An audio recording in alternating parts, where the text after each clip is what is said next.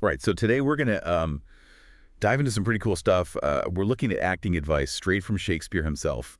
You shared some notes on Hamlet's big speech to the players, right before the mousetrap happens. Oh, yeah. It's wild. That whole speech is nuts. Shakespeare basically, crammed all of acting theory into, I a know. couple lines. So much to unpack. Okay, so first, what's the setup here? So Hamlet's about to use this play to totally expose his uncle, right? Hmm. But before the curtain even goes up, Yeah. he gives the actors some pretty specific directions. It's like he's directing this whole play within a play thing, not just to, catch the king red-handed, but, I think to, exert some control, Yeah. in this world where he feels totally powerless. Oh, that's a good point. Okay, so let's hear what he has to say. So he starts off with, "Speak the speech. I pray you as I pronounced it to you trippingly on the tongue. But if you mouth it as many of your players do, I had as lief the town crier spoke my lines." Right away, he's all about, natural delivery, just say it normally, dude. Yeah, the town crier thing is so funny. Basically saying, I'd rather have some random dude yelling in the street than you if you're going to be all extra about it. It's pretty savage, but it shows how much he cares about authenticity. I mean, even back then, actors were probably prone to a bit of, Overacting. yeah, let's call it overacting. Totally. Okay, then he goes on. "Nor do not saw the air too much with your hand, thus, but use all gently, for in the very torrent, tempest, and, as I may say, the whirlwind of passion, you must acquire and beget a temperance that may give it smoothness." Shakespeare was such a poet. He really had a way with words, even when he's just, giving stage directions. It's a masterpiece. Seriously. But what's he getting at here? Is he saying chill with the hand gestures? It's more than that, I think. He's talking about balance and control. Even when you're, super emotional, you can't just let the passion run wild, It needs to be shaped and refined. He's saying to give it smoothness. Exactly. So even when, the character's going through it, the actor's got to find that stillness within the storm. Exactly. Which makes me think about Hamlet himself. I mean, here he is plotting revenge, dealing with his messed up family, and he's still trying to, keep his cool, maintain this composure. Maybe Shakespeare's suggesting that true strength is like mastering your emotions on stage and in life. Ooh, that's deep. All right, let's keep going. This next part is where he really lays down the law. "Oh, it offends me to the soul to hear a robustious, periwig-pated fellow tear a passion to tatters, to very rags, to split the ears of the groundlings, who for the most part are capable of nothing but inexplicable dumb shows and noise. I would have such a fellow whipped for o'erdoing termagant. It out Herod's Herod. Pray you avoid it." Damn, Hamlet really went off on those actors. No kidding. You can practically hear him cringing at the thought of this dude, chewing the scenery. Right. And periwig-pated fella, he's even throwing shade at their ridiculous wigs. I can't even deal. It's hilarious. But there's a serious point here, too. He thinks this kind of over-the-top acting is offensive, almost vulgar. And I think he sees it as a betrayal of the truth. Real people, even when they're feeling things deeply, rarely go to that level of theatricality. So it's not just about being loud and dramatic. It's about capturing the subtle stuff of human experience. Right. He's saying, don't try to outdo nature. Let the truth of the emotions speak for itself. And all that classical knowledge, he drops Termagant and Herod, these legendary over-the-top characters from old plays. Yeah, it's like he's saying, look, even these icons of theatricality had some limits. Don't go full-on drama queen on me. So even the OG drama kings got to chill sometimes. Yeah. Help to know. Right. Now here's the big one, the quote you see on a million acting school posters. "Be not too tame neither, but let your own discretion be your tutor. Suit the action to the word to the action, with this special observance, that you o'erstep not the modesty of nature. For anything so o'erdone is from the purpose of playing, whose end, both at the first and now, was and is, to hold, as 'twere, the mirror up to nature, to show virtue her own feature, scorn her own image, and the very age and body of the time his form and pressure." Mic drop moment right there. Boom. Okay, break that down for me. What's he saying about the purpose of playing? He's laying out his whole philosophy of theater in these lines. It's about reflecting human nature, holding a mirror up to society, showing us both the good and the bad. So it's not just about entertainment. It's deeper than that. Way deeper. It's about using art to understand ourselves and the world around us, to see ourselves clearly without all the artifice and BS. Yeah, that's pretty profound. And this whole modesty of nature thing, what's that about? It's a bit vague, But I think he's talking about finding that balance between artistic expression and staying true to the essence of human experience. Like, don't go so far with your interpretation that you lose sight of the truth. Yeah, don't let your ego take over the whole damn play.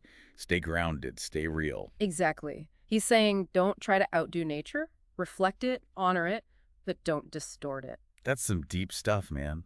It's like he's giving us a whole philosophy of life, not just acting advice. Right. And remember, he's saying all this while he's plotting to expose his uncle's crime through this play. So on one level, he's manipulating these actors, but on another, he's revealing his own deep beliefs about art and its power. Man, Shakespeare was a genius. Okay, let's keep unpacking this epic speech in part 2. There's still so much more to explore. You know, it's wild if Hamlet's all philosophical about art and then turns around and uses it as a weapon. Yeah, he's sneaky. Okay, so where were we? Oh, Yeah, he was talking about how, like, the purpose of playing is to hold up mirrored to nature. Right. And then he goes on to talk about how this overblown acting, like, affects the audience. He says, now this overdone, or come tardy off, though it make the unskillful laugh, cannot but make the judicious grieve. The censure of the which, one must in your allowance o'erweigh a whole theater of others. So basically, even if, like, the groundlings, Right. you know, the folks standing in the cheap seats just want a good show, Yeah. they might love all the drama. But the people who actually understand good acting, the ones with taste, are going to be turned off by it. Totally. And get this, he says that, like, the opinion of just one of those discerning viewers Right. is worth more than a whole theater full of casuals. Yeah, he's all about quality over quantity when it comes to the audience response. So basically, he's a theater snub from like 400 years ago. Pretty much. And then he gives this amazing description of some truly awful acting he's seen.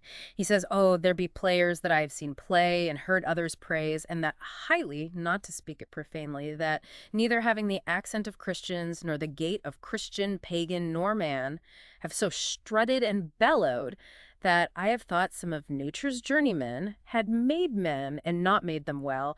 They imitated humanity so abominably. Okay, that is savage. He's saying these actors were so bad they didn't even seem human? Like, what the hell were they even doing on stage? Right. And I love how he throws in that not to speak it profanely. Like, he's trying to be polite, but he just can't hold back. Like his inner theater critic is just bursting out. Totally. And then he uses this really interesting image, nature's journeymen, like these apprentice workers who haven't quite mastered their craft yet. They're trying to create humans, but they're totally botching it. It's like they're building a house of cards and it's all wobbly and about to collapse. Exactly. It's a pretty scathing critique, and you can tell he's really passionate about this stuff. So even back then, they had these same arguments about what good acting is supposed to be. Right. It's a timeless debate. Are you trying to entertain the masses or create something truly artistic and meaningful? Yeah, it's like the difference between a blockbuster action movie and an indie film that makes you think. Exactly. And Hamlet is definitely on the side of the thinkers. Now, I'm curious about this whole idea of naturalism in acting. Yeah. It sounds like it was a pretty new thing back in Shakespeare's time. Yeah, from what I've read earlier, forms of theater were much more stylized and exaggerated, kind of like the robustious, periwig-pated fellow that Hamlet's complaining about. So Hamlet was kind of a revolutionary pushing for a more realistic style of acting. Well, maybe not single-handedly, but his speech definitely reflects a shift in theatrical tastes. Like he's saying, hey, let's stop all the shouting and flailing and actually try to capture what it means to be human. Right, and I think that's what makes this speech so relevant to us today. We're still having those same conversations about authenticity in art. It's like, are you just trying to get attention or are you trying to say something real? Exactly. And Hamlet is all about keeping it real. Okay, so we've got Hamlet the theater critic, Hamlet the philosopher, Hamlet the revolutionary. This dude wore a lot of hats. But let's move on to the next part of the speech. He starts talking about the clowns. Oh, yeah, even the comic relief isn't safe from his judgment. He says, oh, reform it altogether, and let those that play your clowns speak no more than is set down for them. For there be of them that will themselves laugh, to set on some quantity of barren spectators to laugh too, though in the meantime some necessary question of the play be then to be considered. That's villainous, and shows most pitiful ambition in the fool that uses it. Go, make you ready. Damn, he's laying down the law. Stick to the script, clowns. Yeah, he's not messing around. He's basically saying, don't try to upstage the main action with your improv jokes. He's like, this is serious business, people. We're trying to expose a murderer here. Right. And it's interesting because on the one hand, he's criticizing these clowns for trying to steal the show. But on the other hand, he's doing the same thing on a much larger scale. Whoa, you're right. He's manipulating these actors using them as pawns. in his game. Yeah, it's like a double standard, but it also kind of makes sense, you know? Hamlet is driven by this all-consuming desire for revenge. Right. He's willing to use anyone and anything to achieve his goal. So he's kind of a hypocrite, but also a tragic hero. Exactly. It's that complexity that makes him such a fascinating character. Okay, so we've talked about naturalism, audience response, the role of the clowns. Is there anything else we should be digging into here? Well, there's this one phrase that keeps popping up, modesty of nature. I think it's worth exploring a bit more. Yeah, what's that all about? It sounds kind of vague, but also kind of deep. It is a bit tricky to pin down, but I think Hamlet's talking about this inherent order and balance in the natural world. Like there's a certain restraint, a certain harmony in nature that shouldn't be violated even in art. So it's not just about being realistic. It's about capturing the essence of nature in a way that's truthful and respectful. Like, don't mess with Mother Nature. Exactly. It's about understanding the limits of artistic expression. Don't push things too far or try to outdo nature itself. So don't get all Frankenstein on us. Right. Stick to what's real, what's human. Okay, so we've got acting art, nature philosophy, all wrapped up in this one little speech about theater.